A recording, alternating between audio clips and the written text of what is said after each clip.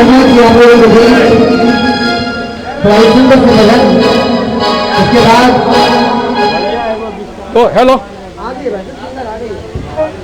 Hello दोस्तों, बहुत दूर से हमारे सिंगर साहब आए हुए हैं। जी आप लोगों के भी दोस्तों, बहुत दूर से हमारे सिंगर साहब आए हुए हैं और हिंदी सॉन्ग में ही गाएंगे दोस्तों।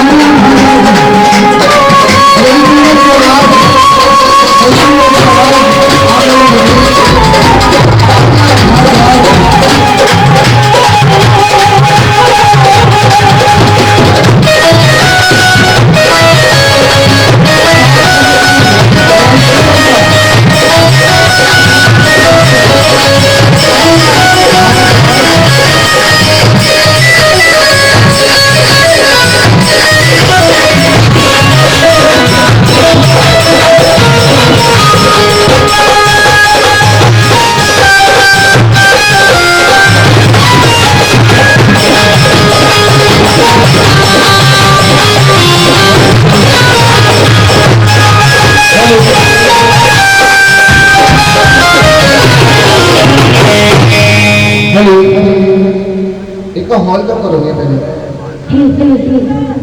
तो सच्चे दरबार की सच्चे दरबार की जयकारों में दम नहीं और आप लोग किसी से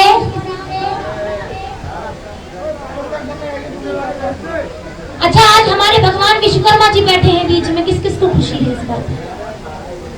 ये कैसी खुशी है जो दिखाई ही नहीं दे रही? जोर से जयघोष करो एक बार।